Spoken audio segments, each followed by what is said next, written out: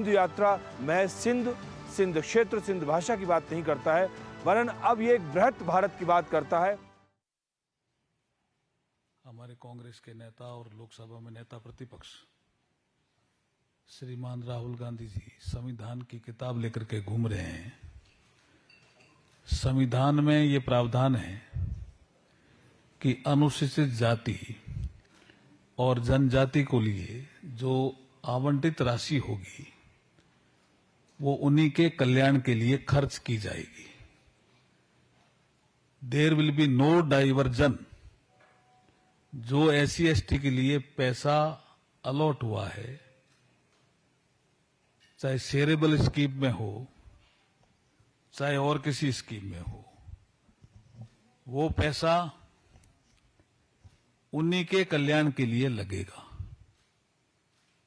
It is a provision of the constitution. और कर्नाटक में जो एससी एसटी के लिए पैसा दिया गया या आवंटित था, उसका डाइवर्जन कर दिया गया। और जो राहुल गांधी जी की गारंटी थी या गारंटियां थी, उनको पूरा करने में वो पैसा लगाया जा रहा है। ये सरासर संविधान का उल्लंघन है। It is a violation of the constitutional provision. हम राहुल गांधी जी से पूछना चाहते हैं कि आप एक हाथ में किताब लेकर के चलते हैं और कहते हैं ये संविधान है, और जब हमारी लोकसभा में बहुत से लोगों ने पूछा इसके चैप्टर कितने हैं, इसके पेज कितने हैं संविधान में, तो कोई जवाब नहीं दे पाए। और आर्टिकल 338 में ऐसी कमीशन की व्यवस्था की गई, अनुसूचित जाति राष्ट्रीय आयोग की व्यवस्था की गई है। उन्होंने भी अपनी रिपोर्ट में कहा है कि फंड का डाइवर्जन हुआ है कर्नाटका में, और कोई छोटा मोटा फंड का डाइवर्जन नहीं हुआ है, बड़ी मात्रा में फंड का डाइवर्जन किया उन्होंने। आप देखिए कि एससी एसपी और टीएसपी इन दोनों के लिए 39,121 करोड़ जो पैसा था, उसमें से 14,730.53 करोड़ रुपए की राशि जो एससी एसटी के लिए था, कल्याण के लिए, वहां से डाइवर्जन किया 14,730 करोड़ का। और वो जो कांग्रेस ने वहां गारंटी दी कि हम बिजली का बिल माफ करेंगे या जो भी गारंटी दी, उसमें खर्च कर रहे हैं। ये खुला उल्लंघन है संविधान का। और अनुसूचित जाति के कल्याण के नाम पे जो सरकार आई, वो अनुसूचित जाति जनजाति समाज का गला घोंट रही है। उनके कल्याण में जो पैसा लगना चाहिए वो इनके राजनीतिक मजबूरियों में पैसा लगा रहे हैं, डाइवर्जन करके। हम इसकी निंदा भी करते हैं और कठोर कार्रवाई की मांग भी करते हैं। और श्री राहुल गांधी से हम पूछना चाहते हैं कि संविधान की जो पुस्तक है वो पवित्र पुस्तक है, उसका फेक नैरेटिव चला करके वो कुछ सीटें तो जीत गए हैं, लेकिन अनुसूचित जाति और जनजाति का दिल नहीं जीत सकते। इसलिए हम कठोर कार्रवाई की मांग कर्नाटक सरकार से करने के लिए आपके बीच में उपस्थित हुए हैं। और राहुल गांधी जी हम स्पष्ट करना चाह रहे हैं कि ये आपका जो दोहरा चरित्र है वो जनता देख रही है। आपको इसमें क्या कहना है? आपके कुछ क्वेश्चन हो तो पूछे जा सकते हैं। जी,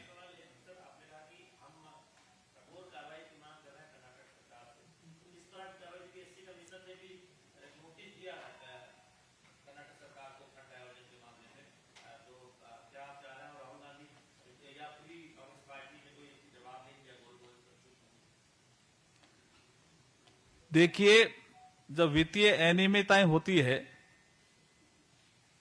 तो संविधान में ही प्रावधान है और कर्नाटक सरकार को एज पर कॉन्स्टिट्यूशन कार्रवाई करनी चाहिए। और एक चीज और सामने आई है कि जो महर्षि वाल्मीकि अनुसूचित जनजाति विकास निगम था, उसके जो लेखा अधीक्षक है चंद्रशेखरन पी, उन्होंने 21 मई 2024 को जो सुसाइड था उसमें भी उन्होंने लिखा है, नोट में भी, कि इतना प्रेशर था उनपे फंड डाइवर्जन का। तो इस सब में कार्रवाई की हम मांग कर रहे हैं।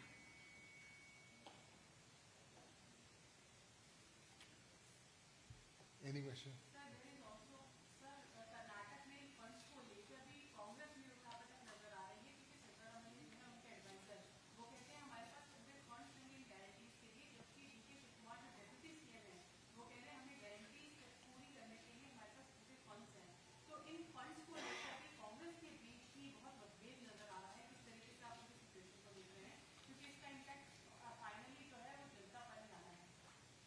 सर, इससे जुड़ा हुआ जो जिस सलाहकार की बात आपने की है, उसमें उसके सलाहकार ने कहा कि राहुल गांधी गारंटियां ही सरकार के ऊपर बोझ बन चुकी है। सर, सीएम के सलाहकार, आर्थिक सलाहकार। आप दोनों के प्रश्न भी बहुत शानदार हैं। वाकई वो उन्होंने क्या समझा कि सत्ता में आने के लिए कुछ भी कर लो।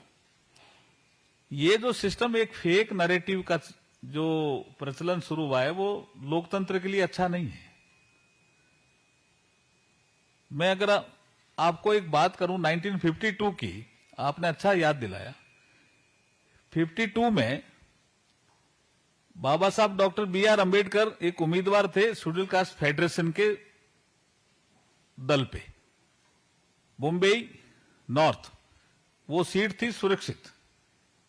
और वहीं एक सीट पे एक जनरल कैंडिडेट भी खड़े थे, समाजवादी। अब इसमें उनका मतपत्र अलग, इनका मतपत्र अलग।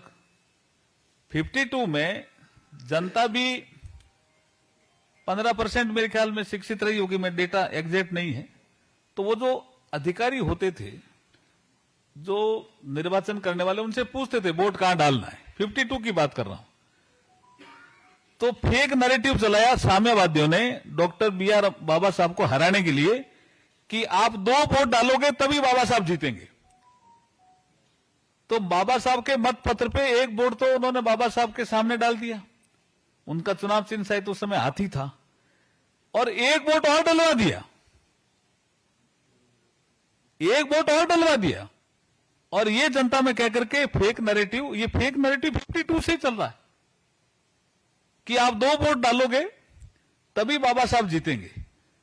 और बाबा साहब चुनाव हारते हैं 14,000 समथिंग से, लेकिन 74,333 वोट खारिज होते हैं कि एक आदमी ने 2 वोट डाल दिए, 2 आदमियों के पट्टे लगा दिए। तो ये फेक नैरेटिव जो आप कह रहे हो, ये इन्होंने चला करके, ये हमारी गारंटी, हम पूरा करेंगे।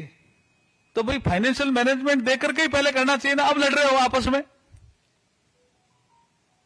मैंने भी संकल्प पत्र राजस्थान का बनाया है पूरा। मैंने उसमें हम इकोनॉमी की साइज कितनी रखेंगे, हमने $350 बिलियन कहा।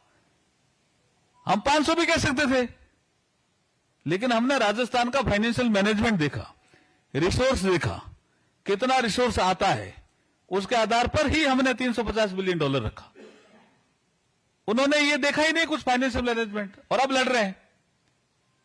जनता पिस रही है और अनुसूचित जाति जनजाति के आदमी परेशान हो रहे हैं।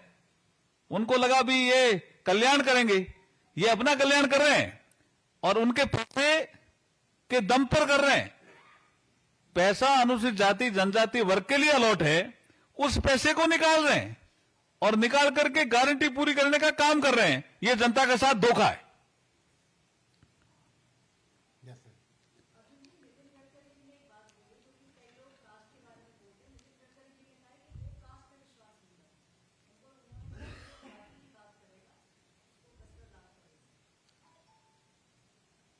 नहीं, क्या काम, मुझे जानकारी नहीं, क्या बोले ये? Abhi sir is not aware of it. So next question.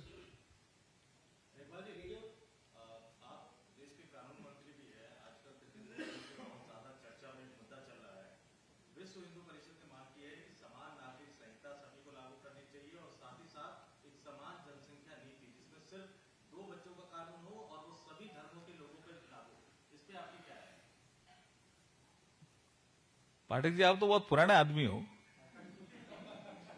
Constituent assembly की डिबेट देखो,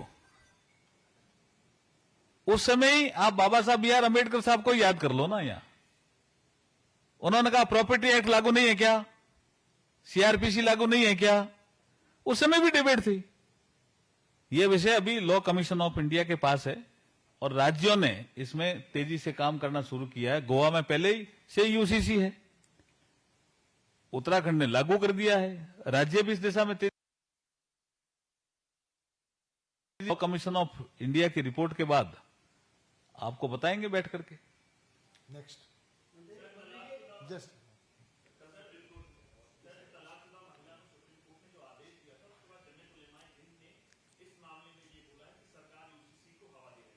देखिए, सुप्रीम कोर्ट के आदेश का सम्मान करना चाहिए और मैं तो ये समझ रहा हूं कि मैं 2 दिन से देख रहा हूं आपके प्रिंट मीडिया में भी और आपके इलेक्ट्रॉनिक मीडिया में इस निर्णय की तारीफ हो रही है।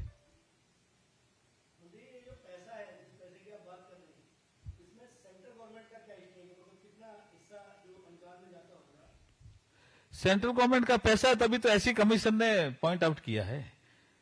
हमारा पैसा भी वो डाइवर्ट कर रहे हैं। हम कह रहे हैं कि भाई ये अनुसूचित जाति जनजाति कल्याण के लिए है, उसमें लगाइए। वो कह रहे, वो उनकी प्रेशर आ गया जो अभी प्रज्ञा जी कह रहे थे, फाइनेंशियल मैनेजमेंट कहां से करे, तो यहां से करना है क्या? ये दुरुपयोग है, it's a misuse of power. Thank you जी, बहुत बहुत धन्यवाद।